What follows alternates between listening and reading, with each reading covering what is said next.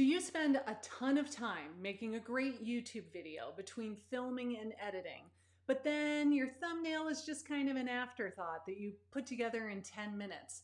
Well, if you do that, you are costing yourself views. The thumbnail is so important, and if people don't click on it, they can't watch your video and you're not going to get business. So today we're going to talk about thumbnails, the good, the bad, and the ugly, and how you can make yours click-worthy. Stay tuned. It's YouTube for Agents coming at you live.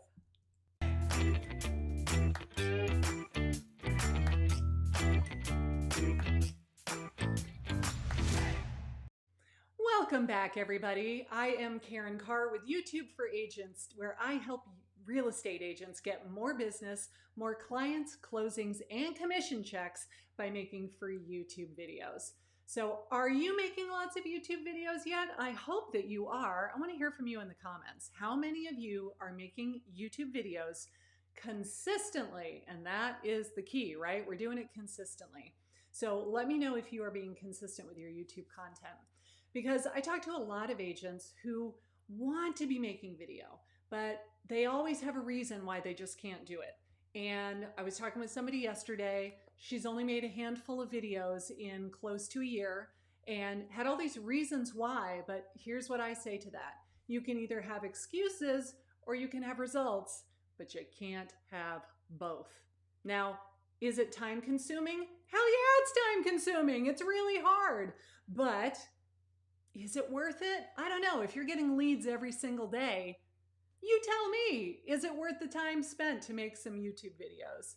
So if we haven't met yet, my name is Karin Carr.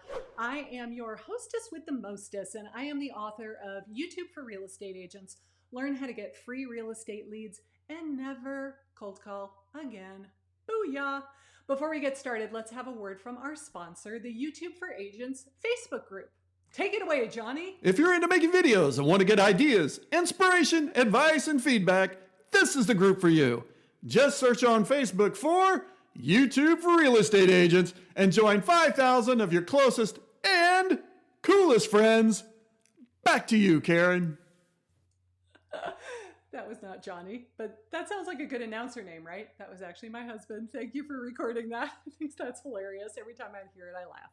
So thank you for all of you that are tuning in live. Let's see who we got here. We've got Althea, we've got Kelly, we've got Jim and Lisa. Hello, everybody. I'm so glad that you are joining me here live. This is awesome. Cool. Richard Payne, always nice to see you as well. So let's start with our question of the week. This question comes from Manuel Vargas. He was in our Facebook group and he said, quick question, have you posted a video and not shared it here in the Facebook group to see how it performs? I know Karin said that the first 48 hours are the most important of the video. Have you had any traction without sharing it here? So let me answer that question for you because we get this quite a lot. Yes, the first 48 hours are important. When you upload a new video, you want to get as many views and as much engagement as interaction in the first 48 hours as you possibly can.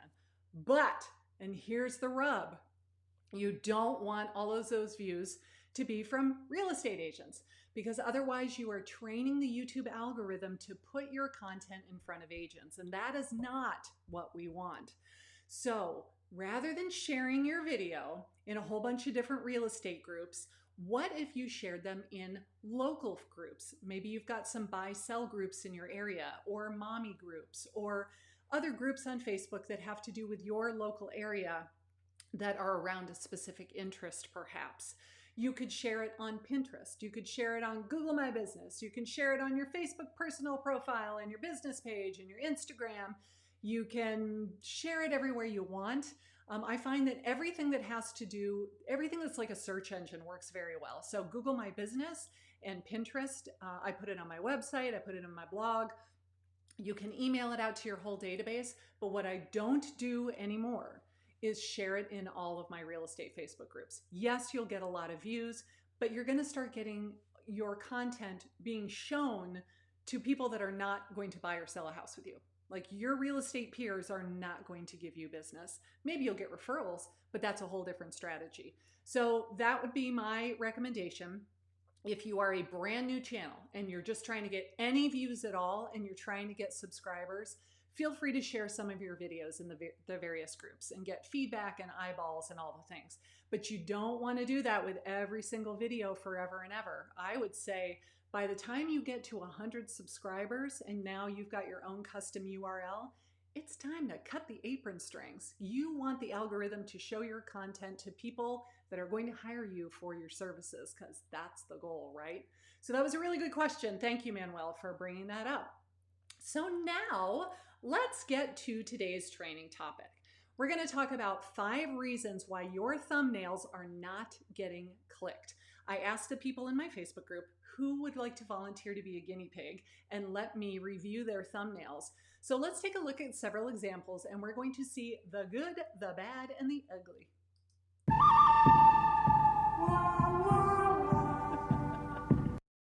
So here I'm starting with this very first thumbnail by Mimi. Thank you, Mimi, for volunteering to be my guinea pig. With this thumbnail, I would say that the text is too small. Right now, it is blown up super huge on your screen, but imagine what that looks like on somebody's phone. When that thumbnail is the size of a cracker, that text, Manitou Springs, is going to be so tiny, they're hardly going to be able to read it. So you want your text to be very, very large and not hidden in the corner where they can't really see what it's doing, what it says. My rule of thumb is always, if you have to make somebody go get their reading glasses to see what it says on your thumbnail, your text is too small. Here's another one by Melissa. Now, in this case, I'm saying, other than the word realtor, it's hard to read. White on that lime green is not a lot of high contrast. And so when you're looking at it from far away, my potential pretty much just disappears. So we want to make sure that the text and the color behind it are very high contrast so that it's super easy to read. What should I ask is, again, very, very small. We want that text to be larger. Realtor is about the right size, but with all of this stuff, I just find that it's hard to read. And again, if they can't read it, they're not going to be inclined to click on it.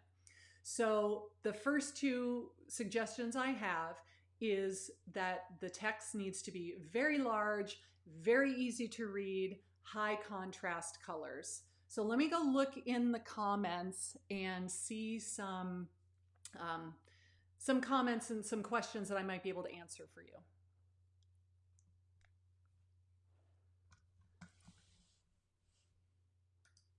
Alrighty, let's go over here and check out some of these questions. Let's see. Sawani Moves, why are you dying? I don't know what you meant by that.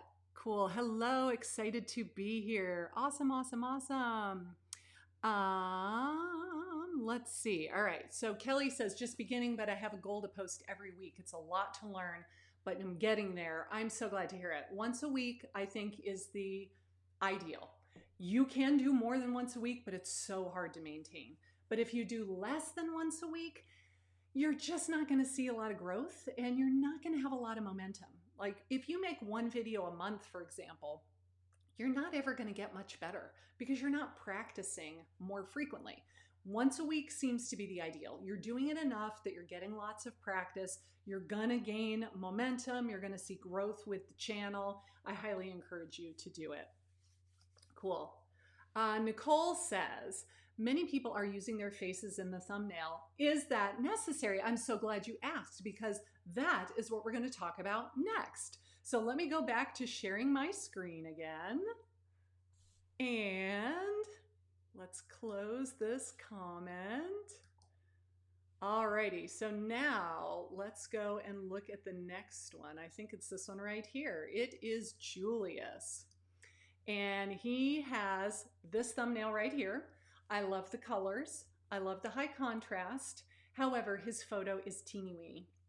If you're going to put your face in the thumbnail, and you don't have to, but YouTube has come right out and told us that thumbnails that have a big face in the picture tend to get more clicks. And since you are the face of your brand, I like to put my face on my thumbnails. Now, you don't have to, but it's a good idea, and it has been shown to get more clicks. But you want your face to be very, very large because, again, when we make these thumbnails, we're usually doing it on our computer, and it's a giant screen. But now when you shrink it down to 25% of the size, you're going to see how small it really looks, and then you look like an ant on your thumbnail. So Julius, I would say put your face on the thumbnail, but blow it up much, much larger, like 30 to 40% of the size of the thumbnail is ideal if you're going to have your face on the thumbnail.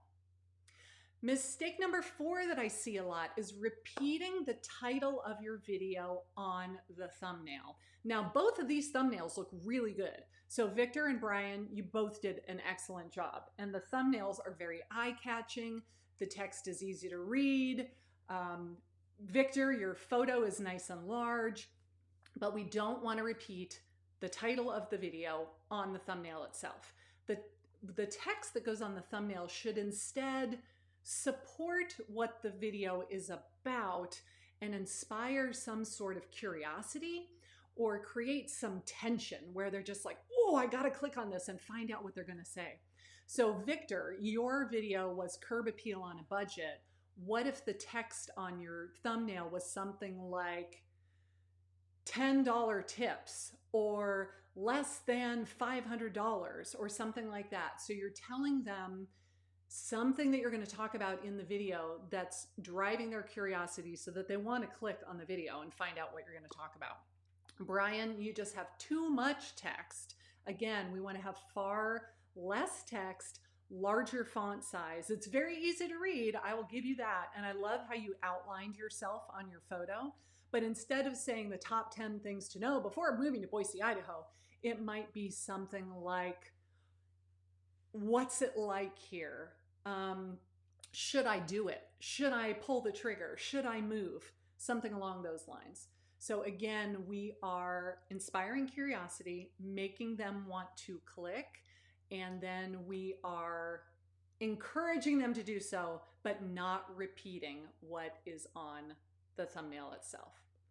All right, let's go back to the comments and see if I can answer some questions for you. Let's see. Go to that one right there, please, Alan, where you said, Melissa, head seems to be a good size. Is this the size we should be making? You want the head or your face on the thumbnail to be not quite half of the thumbnail. I'd say 30 to 40% is pretty ideal. Like if you're going to put your face, in fact, look at me on the screen right now. In comparison to the size of your screen, if I were off to the side like this, that's almost 50%, right? So that's an extreme close-up, but what if it were like this? That's about the size that I'm talking about. Now, when you're making your thumbnails, you're going to feel like, oh my God, extreme close-up. Like, ain't nobody need to see that up close. You know what? Put a filter on it, call it good. We look how we look. If somebody wants to judge us for how we look, fine. They don't need to call me if they don't want to work with me. I am totally okay with that. All right, let's see. Should all of my thumbnails have the same theme colors? Ooh, this is a very good question. I have been experimenting with a lot of different things. I used to have my brand colors, and then all of my thumbnails had my brand colors. Then I started using a software package called Thumbnail Blaster, which would automatically generate a thumbnail for you. You kind of picked their template, and then it would make it for you. But every single one had a completely different color scheme. Then when you go to your channel and you look at all of the videos, there's no cohesion, there's nothing that matches. So now what I'm experimenting with is having a set color palette. All of the thumbnails have the colors of the color palette in them, but not in the same place. So let's say that it was red, yellow, and blue. Maybe if you do videos that are neighborhood tours, the background is red. But if you do videos that are interviews with lenders, maybe the background is yellow. So you're using the same 3 colors over and over again, but you're kind of swapping them around. And the idea is that it's a color palette. There is cohesion with the look of the channel, but they're not all identical and they're not all exactly the same. We get a little bit of visual interest, but there is cohesion between all of the different colors that you're using. All right. How do you outline your picture? I tried to find it in Canva. It is so hard to do it in Canva. I actually did a video about this on my channel last week or the week before. It was called Canva Hack, How to Outline Yourself. I would go watch that one. It's not really an outline. It's more like a halo, but it's pretty much the only way that I could figure out how to do it in Canva. And I still think it looks good. It's just not a very sharp line. It's more like a blurred line around the outside of yourself. All right, so let's go back to sharing our screen and do a couple more. And here we go. Let's scroll a little bit down. All right, Jason, I'm excited to talk to you about this one because, dude, we got some stuff to talk about. You know I love you, but this thumbnail. So the picture in the background is very dark. I can't see your eyes. So I don't love that you have your hat on and I can't really make eye contact with you. So what I would have done is if you had a better picture to use where I could actually see your eyes, I want you making eye contact with the viewer, then I would have removed the background and I would have put a different background behind you and messed with the lighting so that it was brighter overall. I don't remember what the name of the video is. I don't think it was 5 More Quarantine Hacks. If it was, don't repeat the title. The amount of text is fine. I would still like it to see it larger and easier to read. So if you put a box behind it, so 5 More has like a black box behind it, and then Quarantine has a yellow box behind it, and then Hacks has a black box behind it. It makes the text very, very easy to read and it just pops out off of the page. I never like to see your logo on the thumbnail because, I don't know, just real estate agents in general, we're always all about the logo, right? And the branding of ourselves, but then it comes across as salesy. So unless your state Department of Real Estate says that you must put your brokerage logo on your thumbnail, I don't ever do it. I never do it except for listing tours. If I am selling my client's property, I don't want to get in trouble with the real estate commission. I make sure that I say, hey, this is my brokerage right on the thumbnail. But those are the only videos where I ever put my brokerage logo on the thumbnail itself. I just don't think that it's necessary. Let's go back to that, please. Thank you. So scroll back up just a teeny bit. So we need it to be brighter. I want to see your eyes, make the text stand out better, get rid of your logo. I do like all of the little emojis that you did.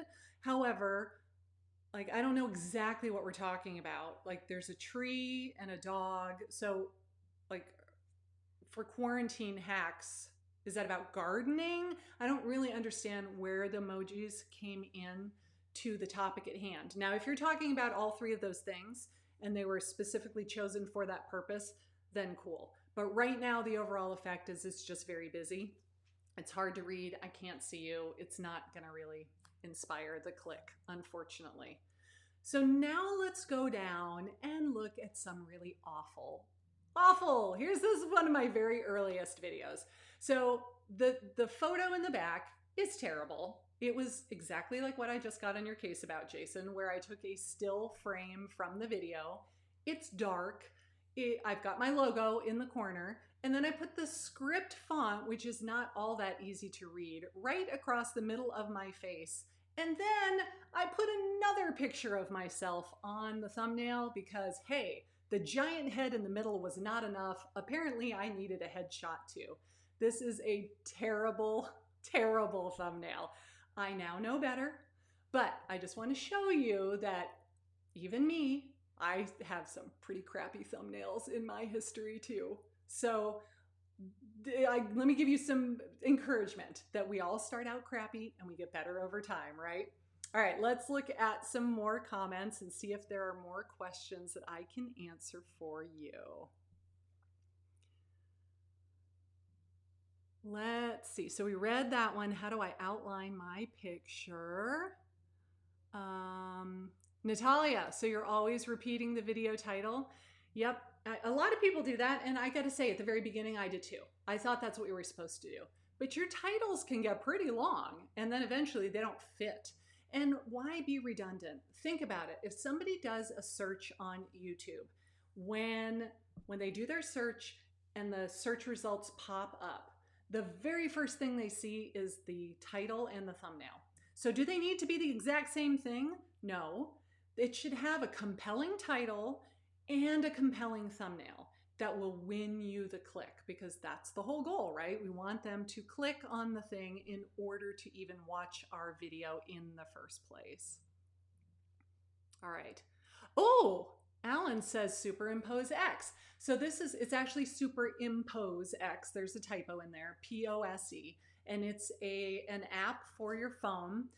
I did not find it very user-friendly, but I watched a couple of YouTube tutorials. Thank you, YouTube University. And I learned how to use the darn thing. And then once I did, boy, you could do some really cool looking thumbnails on there. If you go to my Georgia Coast Homes channel and sort newest videos to oldest videos, when you get back to the ones that there's like a purple gradient background with,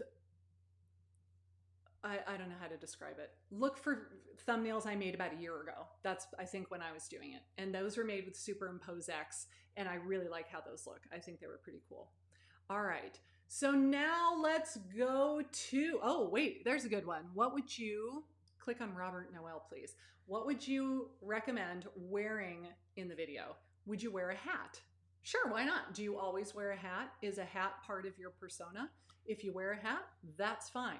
But I got to be able to see your eyes, okay? If you've got the hat on like this, that's totally fine. But if your hat is down so low that you can't make eye contact with the camera, think about it. How does it make you feel when you have a conversation with somebody and they won't make eye contact with you? It makes it feel awkward and uncomfortable, right? It's the same way on camera. They got to be able to see your eyes in order to know, like, and trust you. All right, so let's share the screen again. And now we're gonna look at some good examples. Yay! So, Gina Bradley and Sarah Maslowski. I hope I said your last name right. So let me tell you what I like about Gina's. Her picture is large. She's got a big face in the thumbnail that matches the title. And that was something else that I didn't really talk about. You want the expression on your face in your thumbnail to be representative of what that video is about. I was critiquing somebody's thumbnail a couple weeks ago, and they were talking about the coronavirus and how serious it was. And she had a great big smile with her arms up in the air. And it was like, that's not really an appropriate facial expression for the coronavirus, is it? So we want the facial expression to match what the thumbnail is about. I like that your text is huge. It's very easy to read. It's not repeating the title. You've got the little arrows saying, look here, dummy. Everything about this was great. I would love it if you outlined yourself and made yourself pop even a little bit more, but otherwise, great work. That was good. Sarah, again, the text is giant. It's very easy to read. I love the way you outlined yourself. My only comment on this one would be make yourself bigger. Make your face a little bit larger. When you leave all of this room above your head, it looks just kind of weird. It's kind of, if you ever Google the rule of thirds in photography, that's what we're talking about, the rule of thirds. You don't want to have your head dead center between the top and the bottom. You want to be in the top third. And that way, you don't end up with all of this empty space above your head. Put your head toward the top of the screen. So if you're watching me right now, the same way that my head is pretty close to the top of the screen, I'm not halfway down. Imagine that you have a grid on the screen, like a tic-tac-toe board, and you want your eyes to be pretty much at the intersection of these lines. So how do I do this? We've got a tic-tac-toe board. You would want your eyes to be like right here or right here, if that makes sense, and not dead center. All right, so those were a couple of good ones. And now, drum roll, please. I can't do a drum roll, sorry. Oh, there's more. Okay, sorry, before I jumped the gun. So Lisa this one is really cute. I love, aren't you gonna eat that? I don't know what the video is all about. Clearly it's about oranges, but it's funny. It makes them, ha ha ha, giggle a little bit. The text is very easy to read. Again, I would like her face to be up a little higher, not with all this room, but I think she did it so that you could see the orange trees behind her. So I'm gonna allow it. And then Jody, I like this. So she used that program I was talking about called Thumbnail Blaster, where you just say, this is the link to my video, and it goes out and it uses its artificial intelligence to find the template that it thinks would be the most appropriate for this topic. And it kind of creates a lot of it for you. And I don't love Thumbnail Blaster. I used it myself for about 2 months, but I guess if you were going to use the same template over and over and over again and just change the colors around, it would be okay. So I like that because her photo is very large. The text is easy to read. It's got the emoji on it with the like, should I wait to buy a house? I love that even the facial expression on the emoji matches what she's trying to talk about in the video. So good job. And now my personal favorite, and this is not somebody that volunteered to have it be used as an example. So Jackie, I hope you don't mind that I'm using it as an example, but it was awesome. And I want to show you why. So Jackie's picture is very large. She outlined herself. She is like popping right off the page. The facial expression matches what it is that she's talking about. The title is not The Effect of COVID-19, but that's the text on the thumbnail, and it supports what the actual title is. The image in the background, like by seeing the little houses from the Monopoly game, we understand that it's kind of a real estate story, a topic about real estate. Everything about this is great. And her logo is in the bottom corner. But I would say, and Jackie, you didn't ask my opinion, but I'm going to give it to you anyway because, hey, that's what I do. I would take your text off. So all it is that little house with I can't really tell what's right in the center of it, and make that like a favicon. You know what I mean? So it's the image from your logo, and you would put it in the bottom left corner of all of your thumbnails simply as a visual branding element. It almost becomes like an emoji. So they see it, they recognize it, but they don't necessarily read it. They're not looking for the text on that. But Jackie, that was a great job. And I even love the yellow exclamation point because it's kind of like the effect of COVID-19 and stressing the urgency of it. So I think that was really a very, very well done thumbnail. Now, Jackie did not make that herself. She has a guy that made it for her. And there is no shame in hiring somebody. Go on Fiverr, find a virtual assistant.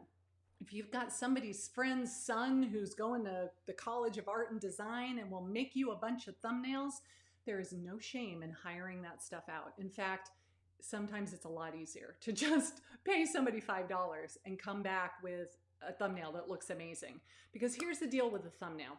If you're getting a 3% click-through rate right now, what that means is 100 times your video shows up in the search results, only 3 people are clicking on it. So 3% click-through rate, not all that great, right? If you change the thumbnail and that goes up to 6%, you have doubled your views. You have doubled your watch time. You have doubled how fast you're going to grow the channel and how many subscribers you're going to get. Changing the thumbnail can make a huge difference to the performance of that video, and you can change it anytime you want. So if you upload a video and 2 weeks later it's kind of a dud, it's not really going anywhere, by all means change the title and change the thumbnail if you think that would help, and see what happens and if that improves your click-through rate, because click-through rate is everything. All right, let's see what final questions we have that I might be able to do. Do they need to watch the full video? YouTube says that watch time is the #1 metric that they look at in order to determine where to surface your videos and how fast your channel is going to grow. Watch time is huge. Now, nobody gets 100% watch time. I mean, let's face it, nobody gets 100% watch time. But if you're getting at least 50% watch time, YouTube is going to say, aha, people are watching this video. They like it. We should show it to more people. So the magic of the watch time metric cannot be underestimated or overestimated. You want people to watch that video as long as they possibly can. All right. Any final comments or questions for me? Darlene says Sarah's hand is huge. I'm trying to remember, was that the COVID one? No, the open door one. I can't remember. I don't remember thinking that her hand looked huge, but oh well. That's another thing though. If you're taking photos of yourself to use on the thumbnails, you don't have to have your hands in the picture. You don't have to be going like this and pointing. You can just photograph yourself like this. And if you really want a hand on screen pointing to the text, you just go find a picture of a hand on green screen. Oh, thank you. That's like a PNG, and you upload it into Canva or whatever you're using, and then you just superimpose it like this. And nobody, like if the hand is like this, can you tell whether or not that hand is attached to my body? No, you can't. Thank you. All right, awesome. So in conclusion, if you're not getting a good click-through rate, and I would encourage you to go in and let's say look at your last 4 videos. Go to the analytics, look at your click-through rate. If you're not happy with it, change it. Make a new thumbnail and upload it. Can you add it to the thing? Because I can't read it. Very off topic, but do you do boot camps in Savannah? That would be so awesome. You know, I am doing a live event, but it's for my coaching students only. God willing, September 30th and October 1st. And it's going to be a live boot camp, but it is only for my coaching students right now. I've never really thought about doing that, but I am thinking about doing not necessarily a boot camp, of doing like an online workshop where it would not be a webinar per se where you just sit and watch. It would be interactive. Okay, we're going to do this. We're going to do this. We're going to do this. And everybody has like multiple windows open on their computers so they can do the work as they're learning it. So if you think that something like that would be valuable, let me know. I just came up with that idea this morning and was like, I should do something like that. So comment below if you think that would be interesting and if you would be wanting to attend something like that, okay?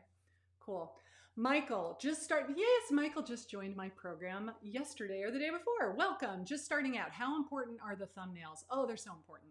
When your video shows up in the search results, or it shows up on the YouTube homepage, or it gets suggested to the viewer in any way, if your thumbnail does not catch their eye, they're not going to click on it. And if they don't click on it, they can't watch the video. And if they don't watch the video, you're not going to get all this great watch time metric and all this love from Google. So your thumbnail, the importance of it just can't be overestimated. You really got to spend some time. Don't spend like 3 hours making a killer video and editing it and doing all the things, and then spend 5 minutes making a crappy afterthought thumbnail. You want to have good thumbnails.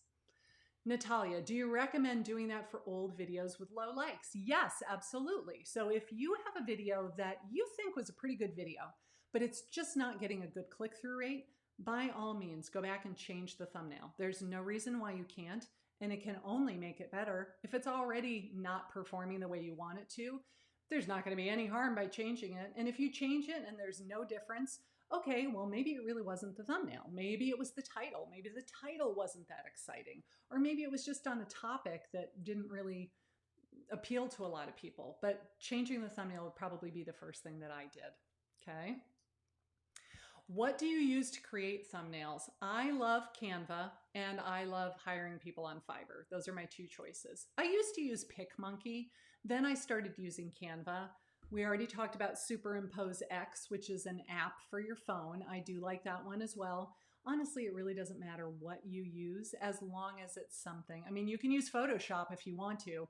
I'm trying to learn how to use Photoshop and it is not user-friendly in my opinion. I can't figure it out. So I'd rather use Canva and kill it with Canva than spend hours on Photoshop going like, I can't make the layer disappear. You know what I'm saying? So it doesn't really matter what you use. And if you have no graphic design skill whatsoever, go get one on Fiverr for $5. It's totally worth the money. All right, well, that's all the time that we have for today. Be sure to join my Facebook group, YouTube for Real Estate Agents, if you haven't already, because we share lots of tips and strategies like this for growing your YouTube channel in there. I am Karin Carr saying farewell. I will see you same time next Thursday live right here on YouTube.